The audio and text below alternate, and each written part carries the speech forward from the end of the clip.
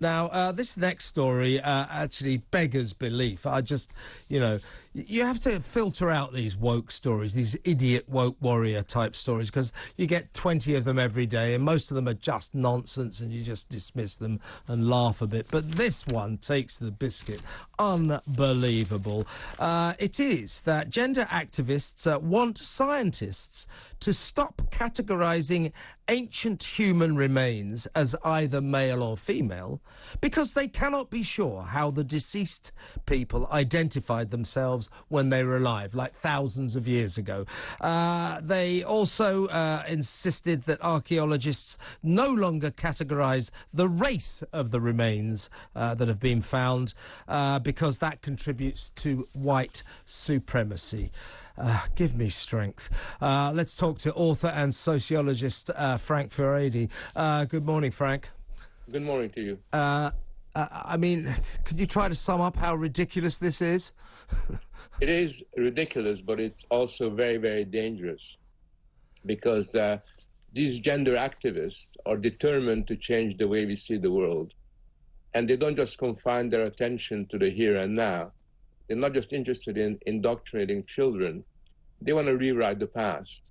And basically what they want to argue is that in the past, back in the old days, 2,000-3,000 years ago, people were just as gender aware as we are now, that people in the past weren't just women and men, there were all these other genders.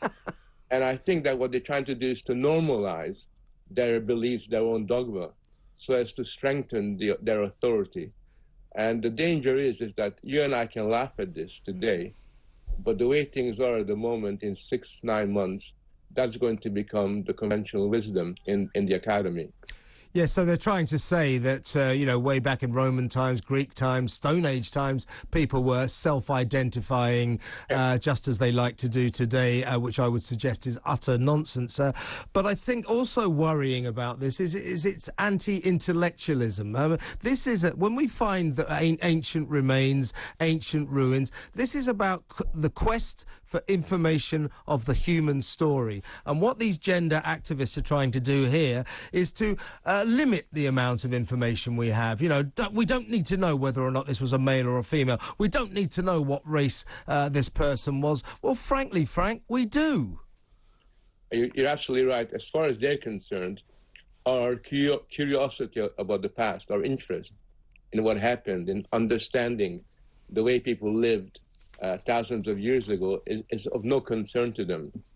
They merely see the past as an extension of the present, where they can simply play out the drama of being a trans activist. And the danger is that if this becomes the norm, and at the moment it looks like it could become the norm, then classical sort of studies and the literature itself will have to be rewritten.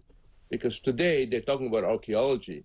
Tomorrow they will say, well, in Shakespeare's plays, for example, Romeo and Juliet, who knows how Romeo and Juliet identified? How can we tell that one was a boy and one was a girl? Why do we have to insist on these binary gender definitions? And that's the kind of stuff they're pushing at the moment. Yeah, that would be a new definition of wherefore art thou Romeo? Why are you actually a man? We don't even know that. And then this contention that if we try to establish the race of remains, that contributes to white supremacy. I mean, in what way? I don't even understand that. Just establishing the race of someone long dead when we find their remains, I don't see how that contributes to white supremacy. Do you? Well, there's a backstory to this, and the backstory is that they argue that ancient Rome and ancient Greece were multicultural, that it's wrong to merely see people as white. And they're very critical of all these statues you find in ancient Greece, because they're all white statues. And what they want to suggest is that this is the result of white privilege and white supremacy. And what we got to do is basically find more Black and Asian people hanging out on the streets of Athens or Sparta than we're led to believe. So they basically want to distort reality by pretending that somehow Athens and Rome were as multicultural, for example, as a city in Africa or London at the moment. And I think that too basically ignores reality and uses history as a way of reinterpreting what those people were like. So they're trying to sort of say that their truth is universal and always has been.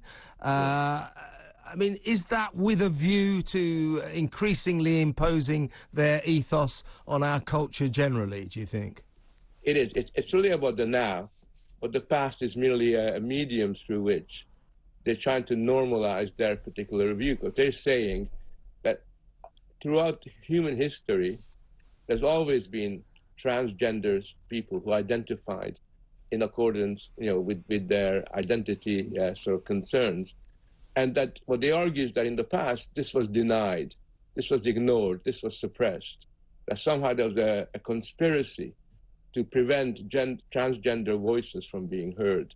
And now they're unraveling the truth by saying that just as today, so in the past, it's always been like this. And if they're right, then what they are really saying is that what's normal is their view of the world, rather than my view of the world, which sees a world of men and women principally, rather than 130 different kinds of genders. So a lot is at stake in this dispute. How can we stop these people? How can we stop this nonsense, this madness, Frank? I think we need a little bit more courage. There's a lot of people who think the way you and I do, but they're censoring themselves. They're scared to speak out, especially among the young. But for example, in the education system, in schools, in higher education, a lot of teachers are worried about what they see as pure indoctrination, but they know if they open their mouth, they're going to become marginalized, ostracized, even lose their jobs. We have somehow got to give them the courage to stand up and express their conviction, and because it's just common sense. It is the truth. And what we're doing at the moment is we're not giving people enough support to tell it like it is, and whereas the other side can just more or less get away with saying that all kinds of nonsense because they know that nobody will dare challenge them. Well, I'm glad that you have got the guts to speak out, Frank, and we'll carry on here as well at talkTV. Great to speak to you. Thank you very much for your time.